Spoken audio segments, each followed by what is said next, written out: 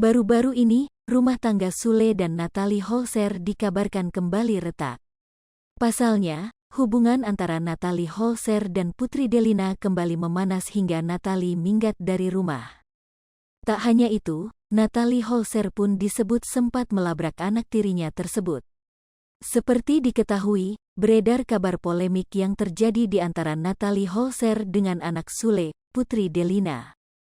Kabar tersebut rupanya berimbas pada kehidupan rumah tangga Sule dan Natalie Holzer. Padahal Natalie Holzer sudah pernah minggat sebelumnya. Beredar isu bahwa mantan Dutch tersebut kembali pisah rumah.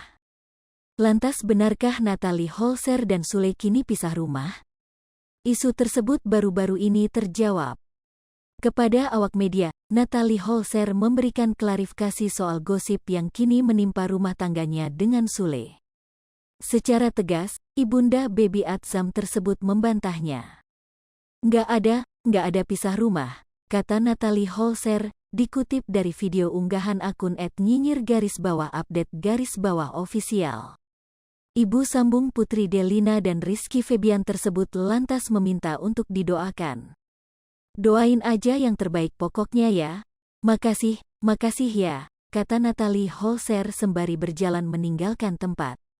Sebelumnya diketahui Natalie Holzer sempat meninggalkan komentar pada postingan Putri Delina. Nampaknya Natalie sempat kesal karena Putri membalas komentar netizen soal minggat dari rumah. Putri nampak tidak membenarkan tindakan minggat dari rumah dan seharusnya diselesaikan baik-baik.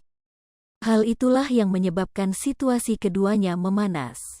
Iya bener, dan anak nggak usah ikut campur karena nggak tahu penyebabnya, iya kan? Tulis Natalie. Namun diketahui komentar itu sudah dihapus. Netizen pun dibuat geram dengan kelakuan Putri Delina. Gara-gara si paling ingin dimengerti, emoji. Ksian jege si dia kan punya anak jege, Putri kan udah gede ya.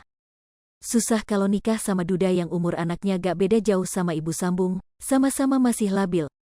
Ua-uanya saling mancing, klokik gini jadinya susah. Walaupun baikan pasti dalam hati mes ada rasa gondok.